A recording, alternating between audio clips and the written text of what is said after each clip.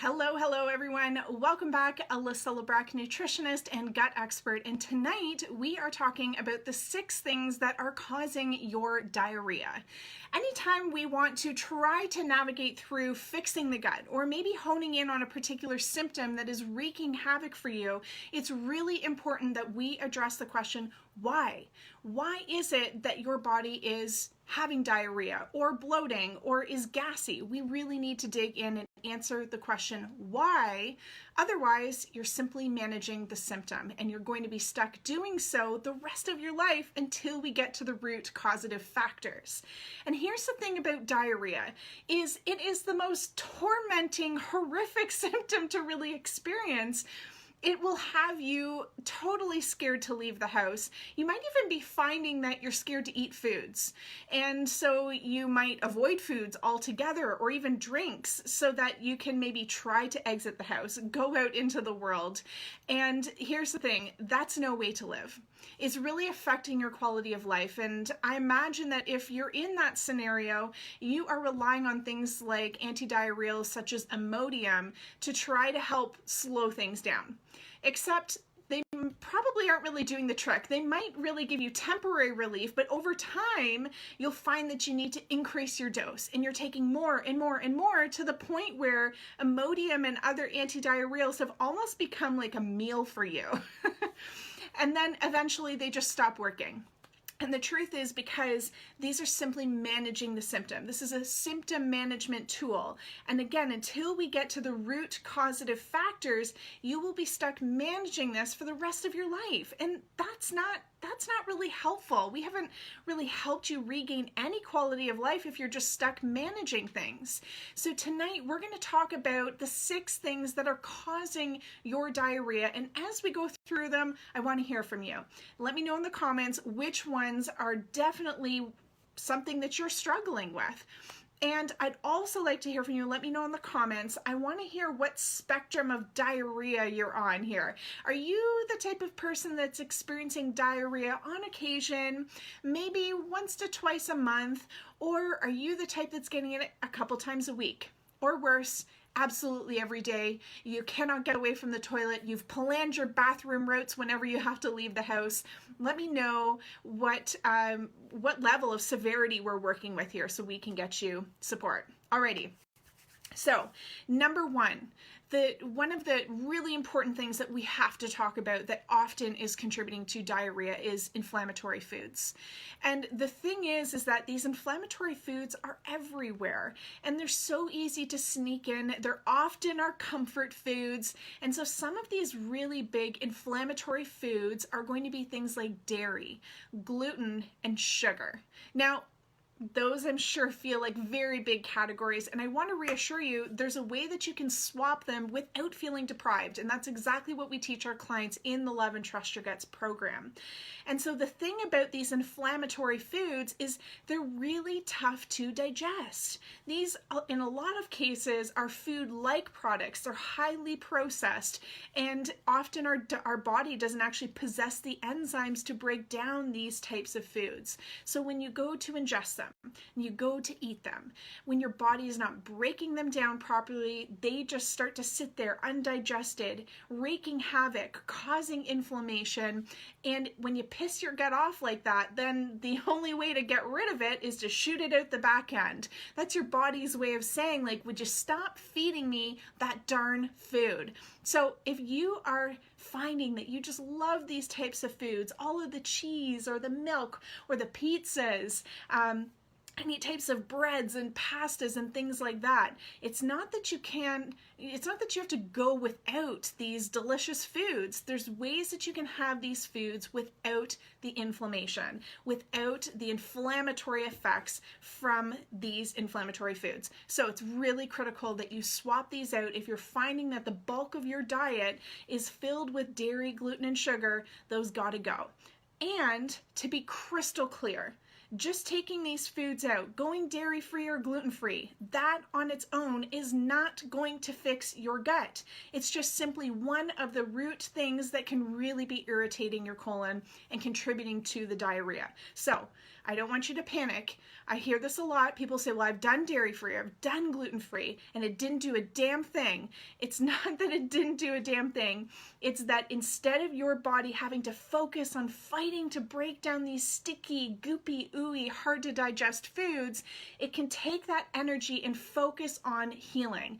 And it can't do that unless we give it the healing tool. So that's why we need to bring these two things together. All right. Now, let's talk about number 2. The second thing that can be really contributing to your diarrhea is an underactive stomach. Now, this is really, really common.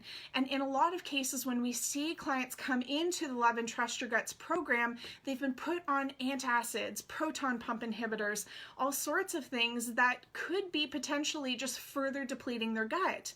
And so the question I always like to ask is, have you actually tested your stomach acid levels? And has your doctor tested your stomach acid levels before putting you on some sort of proton pump inhibitor or antacid? And 100% of the time, the answer is no. And that's really dangerous. If we are just guessing, let's say for argument's sake, you're actually low in stomach acid, meaning you don't have enough enzymes to break down your foods. If we're then taking some sort of medication that further depletes that, boy, are we in trouble. Now, you might be at home watching this and you might not be on medications, but either way, an underactive stomach is something that is super, super common. So I'm going to give you a visual here. These digestive enzymes are responsible for breaking down your foods within your gut. They're kind of like tiny Pac-Men. They travel through your gut and help to break down foods. And so again, when these foods are not then being broken down, they end up sitting in the gut and they rot and they ferment, and not the good kind of fermentation. And this really starts to create a lot of friction. If you can imagine these foods rubbing up on your gut lining, and eventually it causes small tears in your gut lining, and these small tears are what we call leaky gut. All right.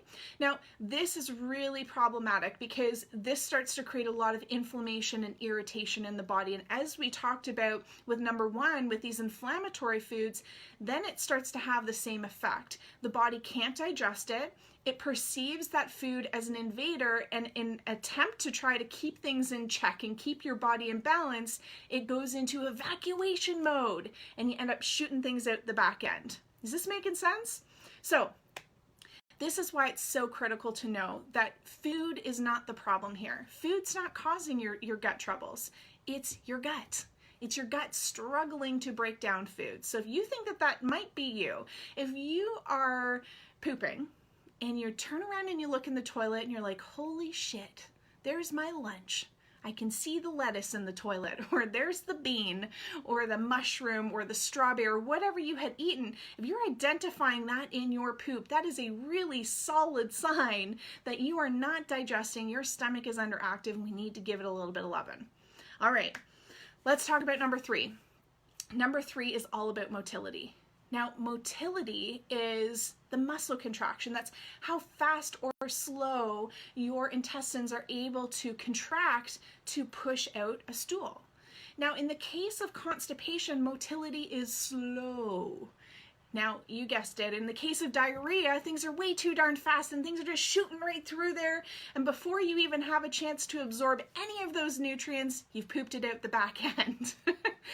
Now, I know this isn't a fun scenario. You're probably feeling really tired and depleted, maybe brain fog and fatigue because you're malnourished. You're not absorbing any of your nutrients. So motility can be a really big issue when it comes to diarrhea. And we've got to work on slowing the motility and addressing the reason why it's contracting so fast. So that's number 3.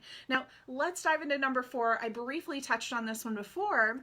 But the interesting thing amongst the IBS world, whether you've been diagnosed with IBS or not is irrelevant. If you're struggling with gas, bloating, severe diarrhea, or constipation, it's really common that I see people being put on some sort of antidepressant or some sort of SSRI. And the reason that they're being put on these medications is what I often hear is their doctor saying your IBS or your gut troubles are all stress related. Take this antidepressant, that'll do the trick.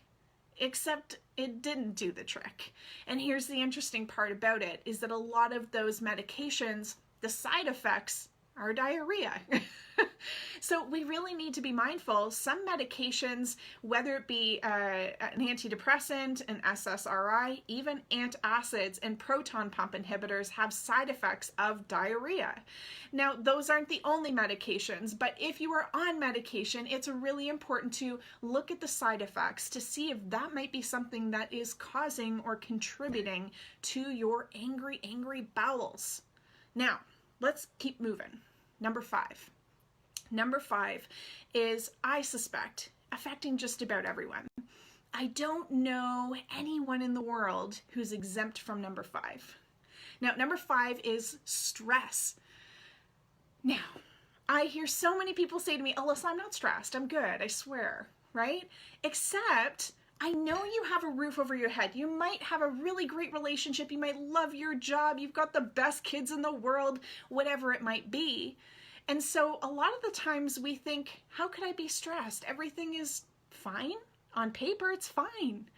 But then I like to ask the question, do you have a busy mind?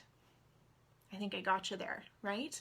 Do you have a busy mind? Do you find that your mind is like spinning all of the time? You've got thoughts going on, what if this, and oh, I've got to do that, no, I better pick up this, and I got to go to the grocery store, and oh shoot, I forgot to send that person that email. And so our mind is constantly spinning on things. Add on top of that life stuff going on, then layer that and coat that with your angry bowels, the gas and bloating that you're experiencing, the pain, the discomfort, and that is going to cause your mind to be like a tornado because you're constantly worrying about it. You're constantly wondering, am I going to have an accident today? Is today going to be a good gut day, a bad gut day? And we totally tailspin. And stress, whether it's, whether you think you have stress or not, or whether you're identifying with busy-mindedness, this is stressful for the body. And your body isn't able to differentiate between the types of stressors. So whether you have an actual psychopath chasing after you, or whether you are worrying if you're going to shit your pants when you were out grocery shopping that day, your body can't tell the difference. And regardless of what the stressor is, your body is going to shut down digestion, right? It's going to shut down digestion and it goes into fight or flight mode. Now, just imagine if you were being chased after by a bear. Do you think that your body is going to be putting any energy towards digesting a steak? No, it's going to shut down digestion, put all the energy into the limbs so that you can run away from the bear, right? And so that's what I want you to think about, again, because your body doesn't realize it's not an actual bear or psychopath. It's just something else that your mind is spinning about. Not just, I don't want to demean it, but it's something else. Your body doesn't care. It's going to shut down digestion and give all the energy to your limbs to run away. Raise your cortisol level, your stress hormone, and you are off to the races, right? Along with your bowels. So stress is super detrimental to your gut because now when you are constantly in this fight or flight mode, you're not digesting anything. When you go to eat, same thing. Your body is not prepared to digest. It does not stimulate enzyme production to break down your foods. And as we talked about earlier, if foods are not being broken down properly, they're rubbing up on the gut lining, irritating your poor gut and your poor bowels, and things are shooting out the tube to try to counteract that negative effect of a food not being broken down properly. So stress, it's critical. It's a huge contributing factor to your angry bowels. And I'm going to leave you with this. Have you ever had a stressful scenario and you can just feel your stomach turn? You might have even said, I feel sick to my stomach about this situation. I feel sick to my stomach about the fight that I got in with my husband. Something to that effect, right? We literally feel the emotions in our gut. And that is something that is really, really not helping your diarrhea. Now, let's talk about the last one. Number 6 is all about your microbiome. Just a fancy term for your good and bad bacteria. And the thing is that if you're experiencing diarrhea, there's a really good chance that you don't have enough good bacteria happening. In fact, with all of that diarrhea, there's a lot just shooting out the tube, as I always say. There's a lot that you're just eliminating without absorbing. And so if you don't have enough good bacteria, their job is to break down foods, but also they act like bouncers at the door, helping to keep bad bacteria out. So that becomes another problem then. If you don't have enough good bacteria to keep the bad guys out, then you're going to have too much of the bad guys. Now, these bad bacteria really wreak havoc. They can affect your stomach's digestive enzymes, so it can cause an underactive stomach. It can affect your motility. It can create stress on the body, and so that's when it starts to feed into all of these other causers. And the interesting part about these bacteria, this imbalance in your good and bad bacteria, we start to see a plethora of other symptoms beyond just the typical gas, bloating, diarrhea, and constipation. In fact, what we start to see is things like skin issues like acne, rosacea, eczema, psoriasis, and even hormone imbalances like PCOS, endometriosis, itchy eyes, nose, ears, bum, brain fog, fatigue, memory issues, thinning hair, thinning nails, all of these other symptoms that we don't relate to our gut actually are very connected to your gut. So looking at your microbiome, the good and bad bacteria, is going to be really important, and this might be something that's also contributing to your diarrhea. Now, I know that this can feel really overwhelming. There's so many moving pieces when it comes to fixing your gut, and this is why in the Love and Trust Your Guts program, we really walk you through a complete gut repair system where we are removing the overgrowth of the overgrowth of bad bacteria, but also the inflammatory foods that we tend to be over consuming. And then we really focus on replenishing the nutrients and some of the enzymes that have really been missing, replenishing the good foods and with supplements that are needed to strengthen and fix your gut.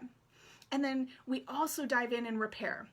Because as we talked about, when we have this scenario of friction, we cause things like leaky gut. We've got to go in and do repair work, repair the damage, the deficiencies that have got you stuck. And then lastly, we teach you how to refuel so that you're not just fixing your gut today, but you're preventing the damage and deficiencies that got you stuck in the first place. I mean, this is the interesting thing.